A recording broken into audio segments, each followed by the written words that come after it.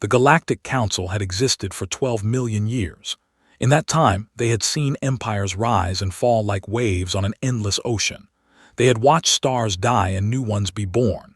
They had recorded the extinction of over 40,000 sentient species and the emergence of perhaps half that number. Through it all, the Council kept records. They observed. They maintained order where they could, but they never interfered too deeply in the affairs of younger races. Ambassador Threlvin stood before the great viewing window of the Council station, his 4 arms clasped behind his back as he watched the pale blue dot that humans called Earth. His species, the Vorath, had been members of the Council for 3 million years. They had seen much in that time, but nothing had prepared them for humanity. "You seem troubled," said a voice behind him. Threlvin turned to find Elder Morax floating nearby. The crystalline being was ancient even by Council standards, their body a collection of floating geometric shapes that hummed with contained energy. "I am trying to understand them," Threlvin admitted. "The humans. We have studied them for 2 of their centuries now. We have compiled data on their biology, their history, their technology. But there is something about them that our analysis cannot capture." "Ah," Morax chimed, the sound like distant bells. "You speak of what they call hope." "Yes, I have read their definition of it. The expectation of positive outcomes, the belief that things will improve. But this definition seems inadequate. Every species has some form of optimism bias. It is a common evolutionary trait, yet with humans it appears to be something else entirely." Morax drifted closer to the window. "I have observed many species, Ambassador. The Vrel of Sector 7 had optimism. The Krathborn were confident in their future. The singing peoples of the nebula believed in better days to come. All of them are gone now, extinct or transformed beyond recognition. Their optimism did not save them." "Then what makes human hope different?" The elder was silent for a long moment. "I do not know yet, but I believe we are about to find out." On Earth, in a small apartment in a city called Mumbai, a young woman named Priya Sharma was preparing for the most important day of her life. She had been selected to join the first human delegation to the Galactic Council. Out of 8 billion people, only 500 had been chosen. She was one of them. Her grandmother sat on the bed, watching her pack with tired but proud eyes. "You will be far from home," her grandmother said in Hindi. "Farther than any of our ancestors could have dreamed." "I know, Nanny, but I have to go. They chose me for a reason." "What reason?" Priya paused. She had asked herself this question many times since receiving the notification. She was not a politician or a scientist or a soldier. She was a social worker who spent her days helping refugees and displaced families. Why would the Council want someone like her? "I do not know," she admitted, "but I have hope that I will find out." Her grandmother smiled. It was a smile that held decades of hardship within it.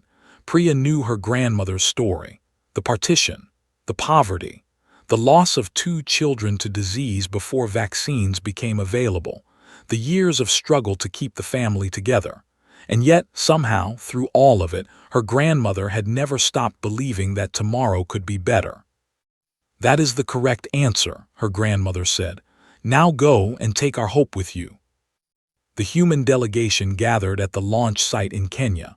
500 people from every nation on Earth, scientists and artists, teachers and farmers, doctors and construction workers, politicians and poets. They were not the most powerful or the most intelligent humans. They were simply the most representative sample that humanity could offer. Dr. James Chen, a historian from Canada, found himself standing next to Priya as they waited to board the transport vessel. "Are you nervous?" he asked. "Terrified," she admitted with a small laugh. "You?" "Same, but also excited. This is the moment our species has been waiting for, first contact with galactic civilization." "Actually," said a voice nearby, "that is not entirely accurate." They turned to find a tall woman with silver hair and keen eyes. She introduced herself as Maria Santos, a linguist from Brazil. The Voreth made first contact with us nearly 200 years ago, Maria explained. They have been observing us ever since. We are only now being invited to join the council because they have determined we are not a threat. That does not sound like a warm welcome, James observed. It is not meant to be. From what I understand, the council is deeply cautious about new species. Most young civilizations destroy themselves before they can reach the stars. The few that survive often become aggressive and expansionist. The Council has fought many wars against such species. They have no desire to fight another. Priya listened to this with growing concern. Then why invite us at all? Maria shrugged. That is the question, is it not? Perhaps they are curious. Perhaps they see something in us that they do not see in other species. Or perhaps they simply want to keep us close so they can watch us more carefully. The transport vessel was unlike anything humans had ever built. It was grown rather than constructed, a living ship that breathed and pulsed with organic rhythms. The human delegates entered through an opening that seemed to dilate like an eye, and found themselves in a vast chamber filled with soft light and gentle humming sounds. A Voreth guide was waiting for them. Her name, she explained through a translation device, was Kiranath. She was what humans might call a cultural attaché. Welcome to the vessel, gentle thought, she said. The journey to the council station will take approximately 3 of your weeks. During this time, we will prepare you for what you will encounter. Many of the concepts and beings you will meet are beyond your current understanding. This is not an insult. It is simply a fact. The galaxy is very old and humanity is very young. We learn quickly, said a delegate from Nigeria, a man named Obira who was a teacher by profession. Kiranath regarded him with her 4 eyes. Yes, we have noticed this about your species. You are remarkably adaptable. It is one of the reasons you have been invited. What are the other reasons? Priya asked. The Voreth was silent for a moment. When she spoke again, there was something in her voice that might have been uncertainty. That is what we are hopping to discover. The journey through space was strange and wonderful. The human delegates spent their days learning about the galaxy they were joining. There were over 12,000 species in the Galactic Council, ranging from beings of pure energy to creatures that lived in the hearts of stars. The rules that governed council space were complex and ancient, written by minds that had been thinking about governance for millions of years. But Priya noticed something as she studied, something that troubled her. There is no art, she said one evening to James and Maria. They had become close during the voyage, finding comfort in each other's company amid so much strangeness. What do you mean? James asked. In all these records, all these histories, I see technology and politics and war. I see trade agreements and territorial disputes, but I do not see art. I do not see music or stories or paintings. I do not see anything that exists simply because it is beautiful. Maria nodded slowly. I noticed that too. When I asked Kiranath about it, she seemed confused by the question. She said that most species outgrow such things once they reach a certain level of development. Outgrow beauty, James sounded incredulous. How is that possible? I think, Priya said carefully, that this might be why we are here. Not because we are strong or smart or useful, but because we have something they have lost. And what is that? Maria asked. Priya looked out the window at the stars streaming past. Somewhere among them, her grandmother was looking up at the same sky, waiting for her return. Hope, she said, we have hope. The council station was larger than most planets. It hung in the void between galaxies, a construct of such immense scale that the human mind could barely comprehend it. Millions of ships came and went every day, carrying beings from across the known universe. Trade flowed through its ports. Diplomacy was conducted in its halls. And in its deepest chambers, decisions were made that affected the lives of trillions of sentient beings. Ambassador Threlvin waited at the main docking bay as the human vessel arrived. He had requested this duty specifically. After 2 centuries of observation, he wanted to be the first council member to officially greet humanity face to face. The delegates emerged in a long line, blinking in the strange light of the station. They were smaller than Threlvin had expected, softer. They moved with a cautious uncertainty that spoke of their unfamiliarity with this environment. But there was something else in their movements too, an eagerness, a curiosity. They looked around at the alien wonders surrounding them not with fear but with wonder. One of them, a young woman with dark skin and bright eyes, stepped forward from the group. She seemed to be looking for someone to speak to, and when her gaze found Threlvin, she walked directly toward him without hesitation. "Hello," she said through her translation device. "My name is Priya Sharma. Thank you for welcoming us." Threlvin found himself taken aback by her directness. Most young species were timid when first encountering the council. They deferred and submitted and tried to make themselves seem as unthreatening as possible. This human simply introduced herself as if they were equals. "I am Ambassador Threlvin of the Vorath," he replied. "I have been assigned to oversee humanity's integration into council affairs." "Integration," Priya repeated. "That is an interesting word. It suggests that we will become part of something larger than ourselves." "That is the hope," Threlvin said, then paused. He had used that word without thinking. Hope. It seemed to follow these humans wherever they went. "Ambassador," Priya said, "may I ask you something?" "You may." In all the materials we were given to study, there was no mention of what the Council hopes to achieve.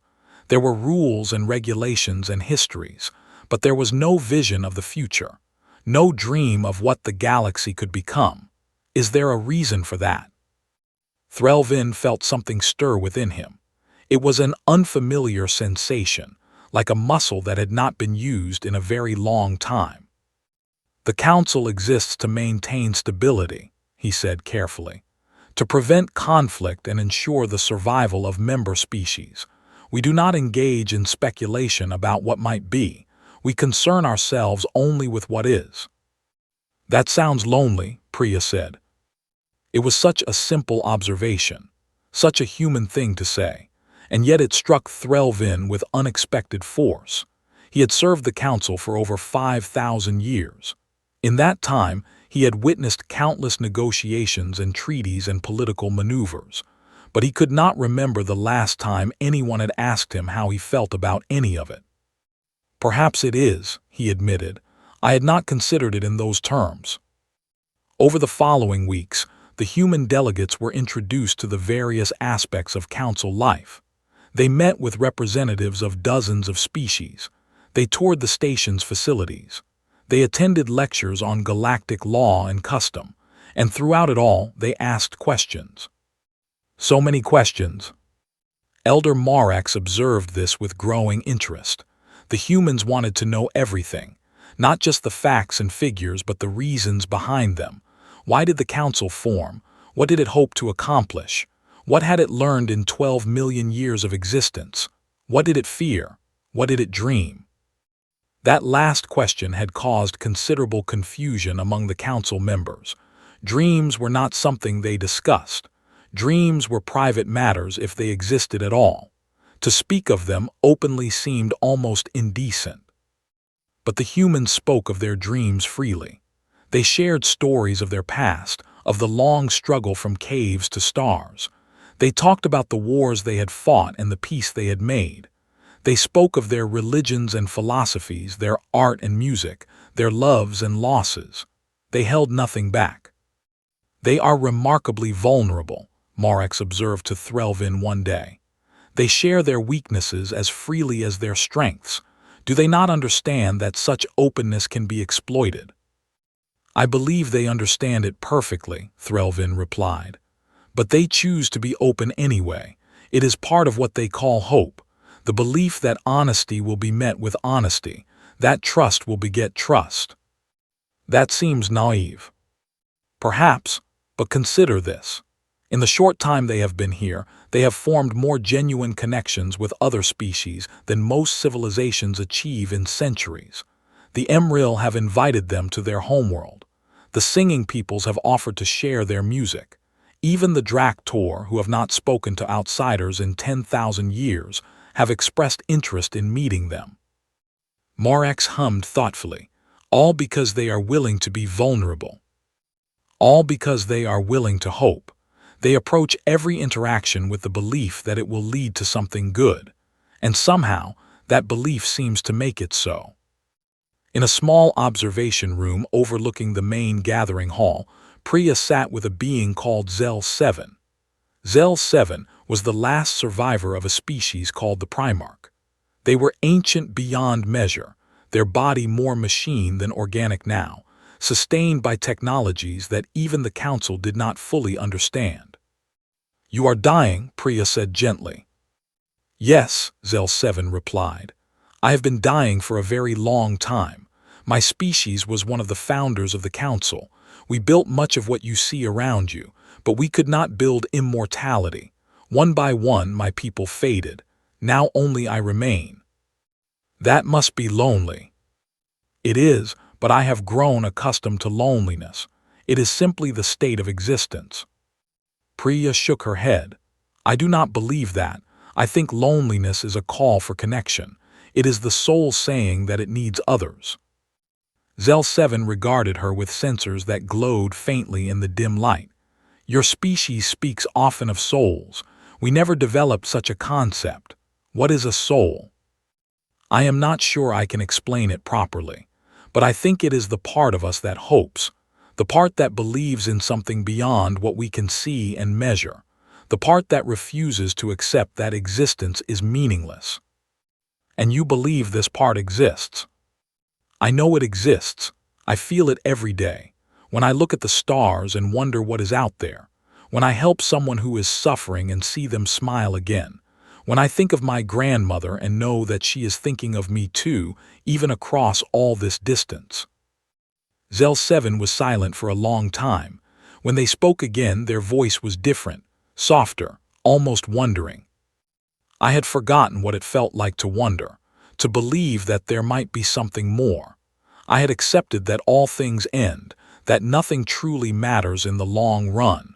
But you speak of meaning as if it is real, as if it can be created simply by believing in it." "It can be," Priya said. "That is what hope is. It is not a prediction of the future. It is not a guarantee that things will get better. It is a choice. A decision to act as if meaning exists, even when evidence suggests otherwise. And somehow in making that choice, we create the very meaning we are looking for." "That is the most human thing I have ever heard," Zel-7 said. "Thank you," Priya replied. "I think that might be the nicest thing anyone has ever said to me." Word spread through the council station like fire through dry grass. The humans had something new, something that the galaxy had not seen in a very long time. They called it hope. At first, many dismissed it as a primitive concept, a psychological defense mechanism that young species developed to cope with the harsh realities of existence. The universe was vast and cold and indifferent. Entropy would claim all things eventually. What good was hope in the face of such absolute truth? But the more the council members interacted with humans, the more they began to question their assumptions. A delegation from the Void Walkers, beings who existed between dimensions, came to speak with the human representatives. The Void Walkers had not visited the council in over 1,000,000 years. They claimed that physical reality held nothing of interest for them anymore. "We have seen the beginning of this universe," their leader said, their form flickering in and out of visibility. "We have seen its end. All things that exist between are simply ripples in an ocean that will eventually go still. Why do you persist in caring about what happens?" Dr. James Chen stepped forward. He had been preparing for this moment, studying everything he could find about the Void Walkers and their philosophy. "You say you have seen the end of the universe," he said, "but have you seen what comes after?" The Void Walker paused. After, there is nothing after, that is the nature of an ending. Are you certain? In our history, we once believed that the Earth was the center of everything. Then we believed that the Sun was the center. Then we believed that our galaxy was all there was.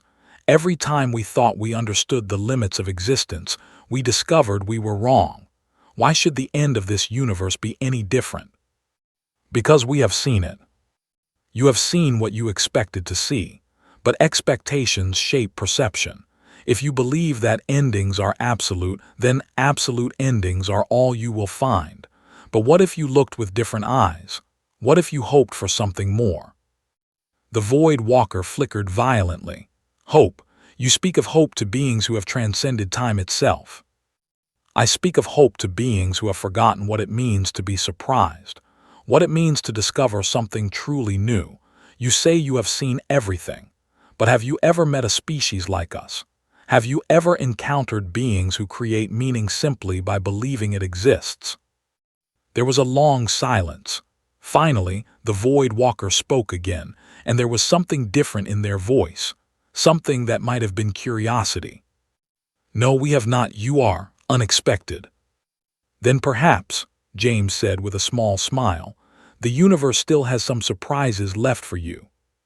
The Void Walkers departed shortly after, but they left with a promise to return. They wanted to study these humans more closely. They wanted to understand how creatures of such limited existence could contain such unlimited capacity for belief. Obira, the teacher from Nigeria, found himself surrounded by young beings from a dozen different species. They had heard about the humans and their strange concept of hope, and they wanted to learn more. Hope is like a seed, Obira explained, using the simple language of a man who had spent his life making complex things understandable. When you plant a seed, you do not know if it will grow. The soil might be bad. The weather might be wrong. Animals might eat it before it has a chance. But you plant it anyway because you believe in what it could become. But what if it does not grow? Asked the young Emril, her tentacles writhing with uncertainty. What if all your effort is wasted? Then you plant another seed, and another, and another. You keep planting until something grows, and when something finally does grow, you share its fruit with others so they can plant seeds of their own. That is how hope spreads, not through certainty but through persistence. It sounds exhausting, the young Emril said. Obira laughed. It is, but it is also the only thing that makes life worth living. Without hope, we would never try anything new. We would never take risks or face challenges or grow beyond what we already are. Hope is what pushes us forward. It is the engine of all progress. Maria Santos was conducting linguistic research in the station's vast library when she made a surprising discovery. The Council's archives contained records of a concept very similar to hope. It had existed among the founding species millions of years ago. It was called the Bright Expectation, she told Priya and James later that evening. From what I can tell, it was a widespread philosophy that emphasized optimism, creativity, and the pursuit of meaning. The early council was built on its principles. What happened to it? Priya asked. It faded. As the council grew older and larger, it became more focused on stability and less on growth. The Bright Expectation was seen as inefficient. It led to too many failed experiments, too many wasted resources. Eventually, it was replaced by what they call the Steady Path, a philosophy of caution, conservation, and acceptance of limits. They gave up hope, James said quietly. Essentially, yes. And looking at the historical records, that is when things began to change. The number of new inventions dropped. The rate of cultural innovation slowed. Species that had once been dynamic and creative became static and predictable.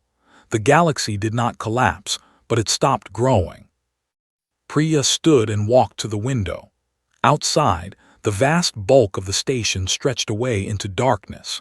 Millions of beings went about their daily lives, following patterns that had been established millions of years ago.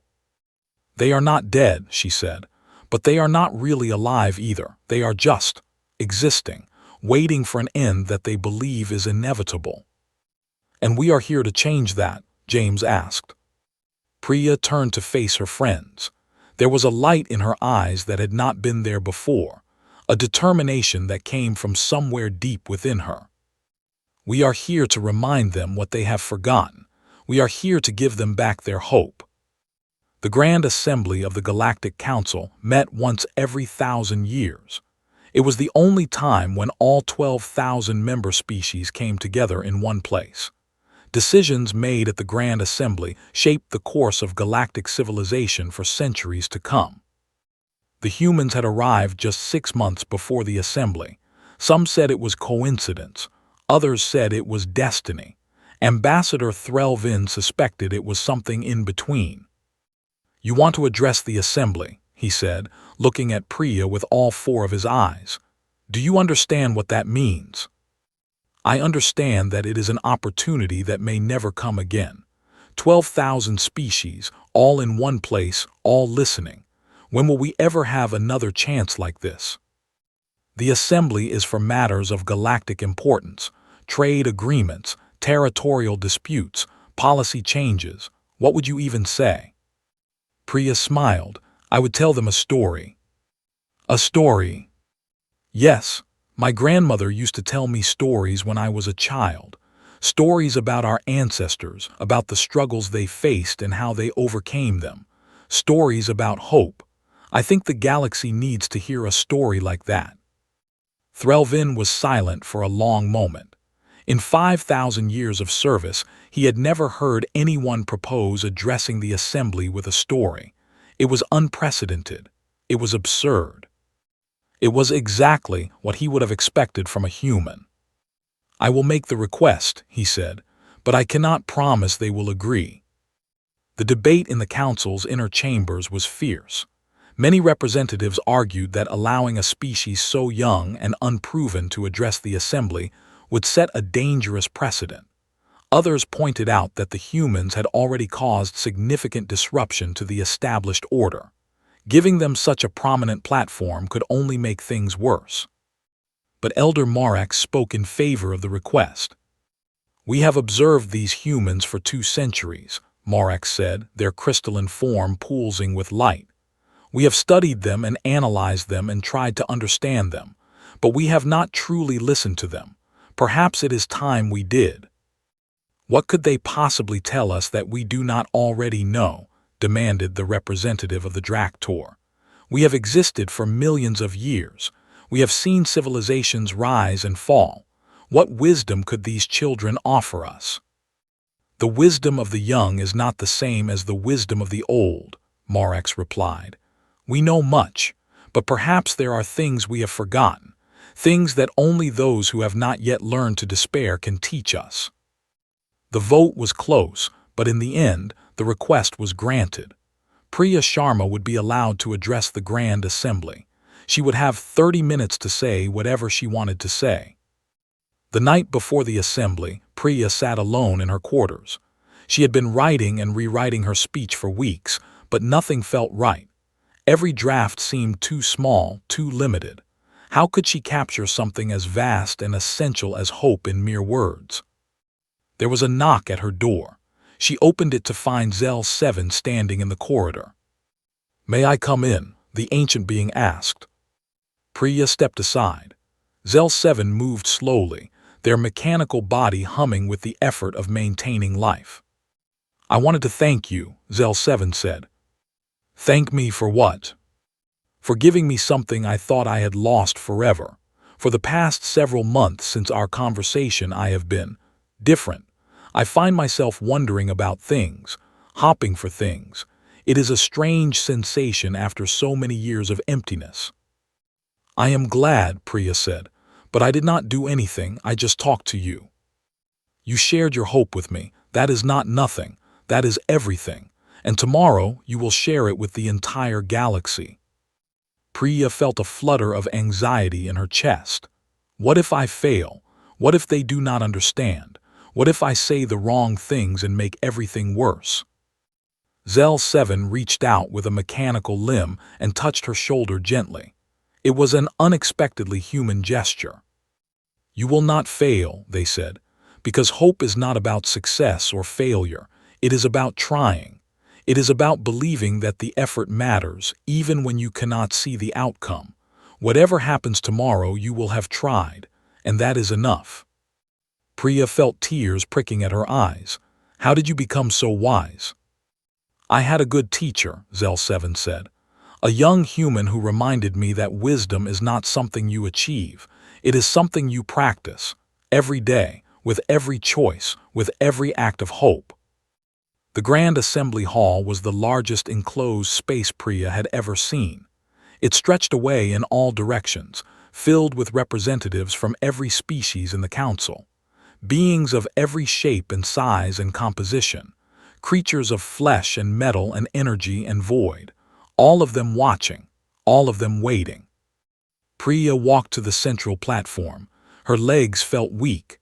Her heart was pounding, but she took a deep breath and thought of her grandmother, of all the stories she had heard as a child, of all the hope that had been passed down through generations. She began to speak. My name is Priya Sharma. I come from a planet called Earth, a small world orbiting a medium-sized star in an unremarkable galaxy. By your standards, my species is young. We have existed for only a few 100,000 years. We have been in space for less than a century. We know almost nothing about the universe compared to what you know. She paused, looking out at the vast assembly. But we know something that you have forgotten, something that you lost a long time ago, something that we call hope. A murmur went through the crowd. Priya continued. Hope is not optimism. It is not the belief that things will definitely get better. Hope is something much stranger and much more powerful than that. Hope is the choice to act as if meaning exists, even when everything tells you it does not. She told them about her grandmother, about the partition and the poverty and the loss, about the years of struggle and the moments of despair, about the choice, made again and again, to believe that tomorrow could be better. My grandmother did not know if things would improve. She had no guarantees.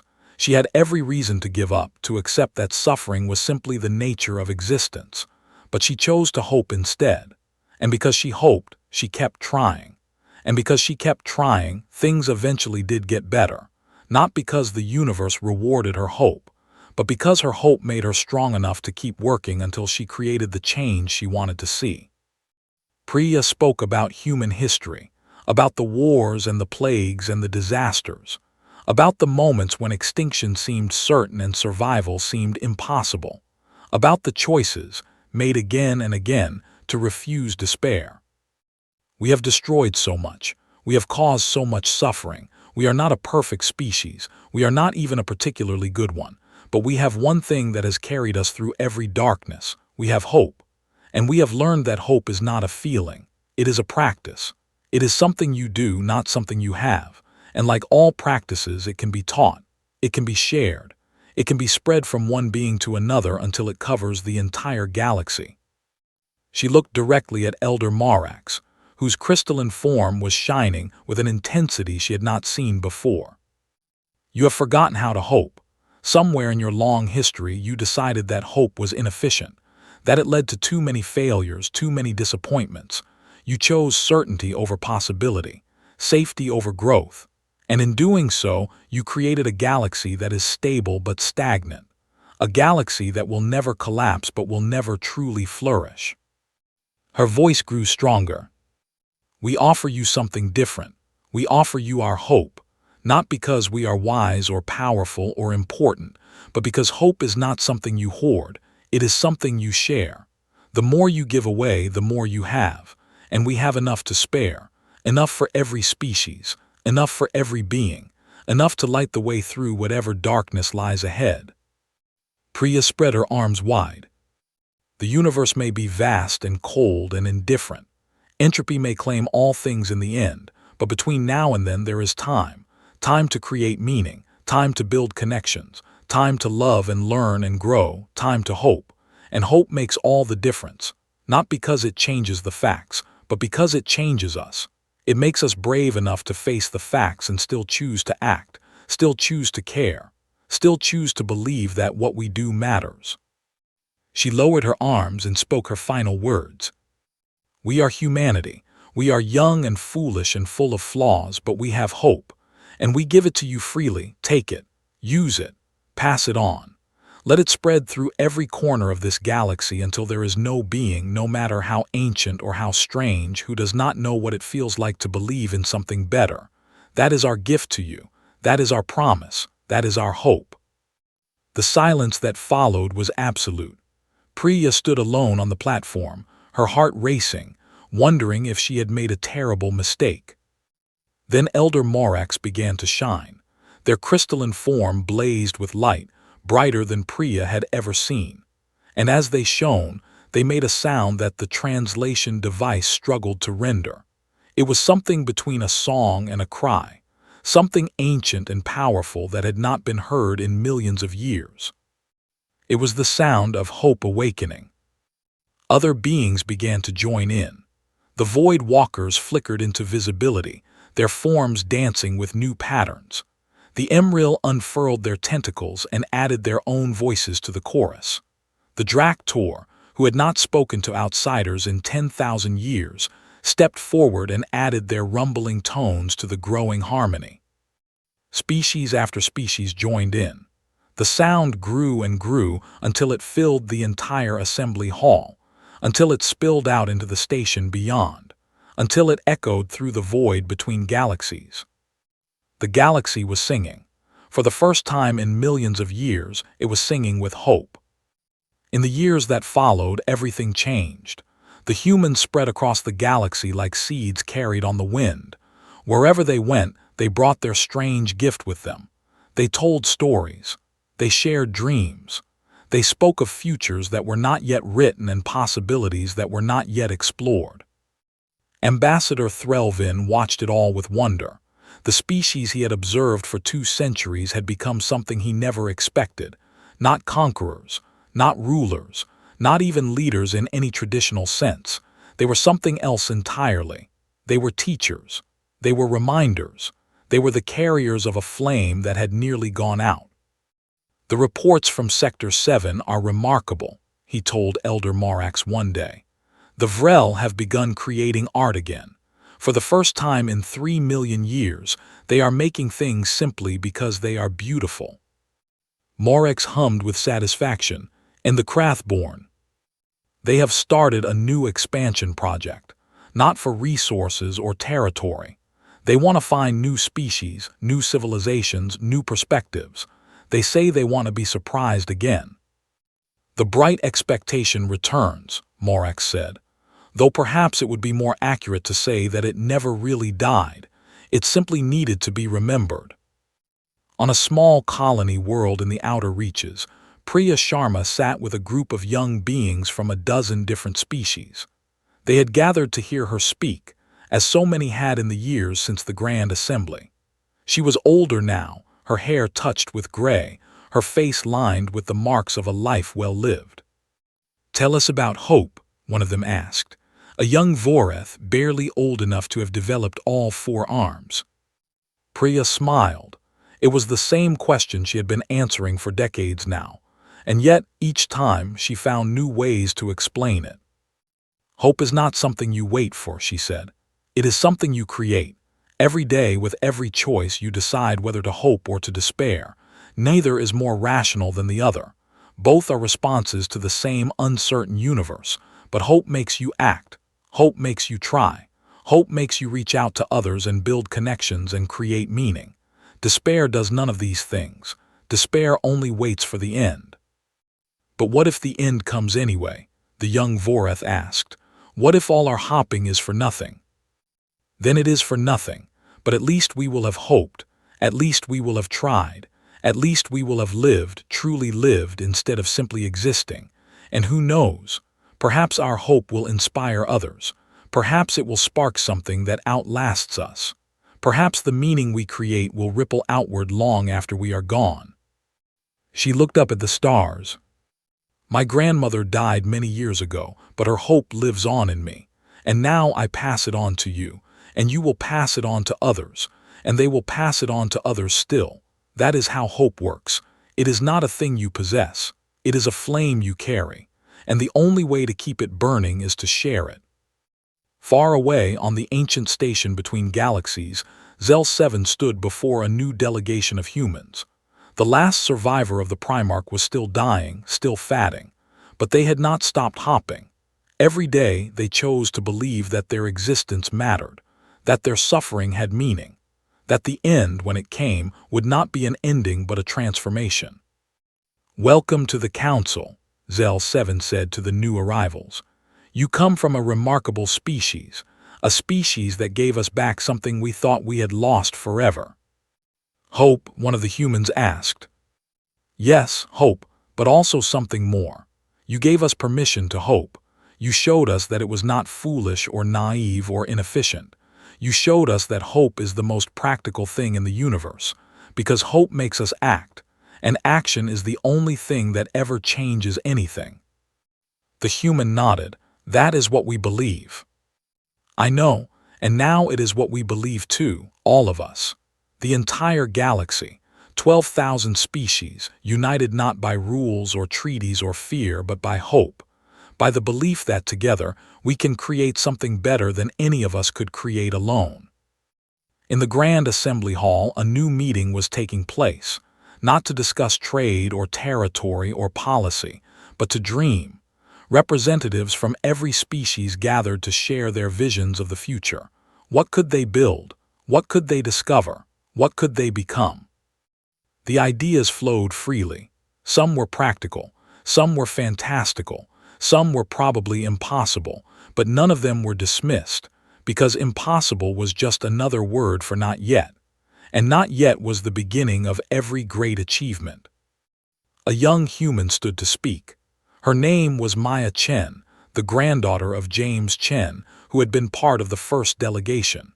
She had grown up hearing stories of that time, of the moment when humanity offered its hope to the galaxy.